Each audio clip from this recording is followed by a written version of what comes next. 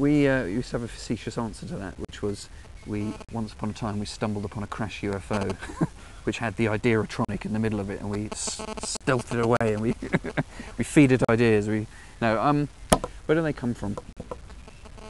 I don't know. I guess I just think we've got good imaginations. You know, I think if it was, I couldn't do maths obviously, and I've always been inclined to reading and things, and I don't know. I couldn't read till I was 8 years old. My aunt, who was a teacher, got me into reading.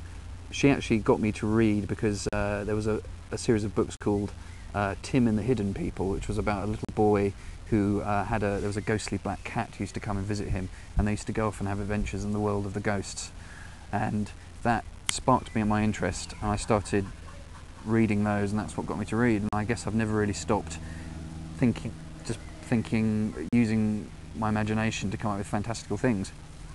I mean, I think I heard Nick talking about, well, you know, people say you should write what you know, and I don't know. I mean, my life's been pretty middle class and boring. You know, I wasn't abused by my family. I wasn't abandoned at the age of 6, and you know, anything like that. I've always found, you know, recourse to my imagination to be the, you know, that's where ideas come from. I mean, yes, ideas have come from, you know, events that have happened in our lives. We recently did a horror pitch, which came from me stumbling home drunk from a wedding across London, and I managed to get on this train. I kind of fell asleep. I was with my wife, and the train, we're travelling back up to Suffolk where I live, and the train suddenly lurched to a stop. I don't remember any of this, and the driver came on and said, "I'm afraid we've hit something. I'm just going to go off onto the track and see what it is."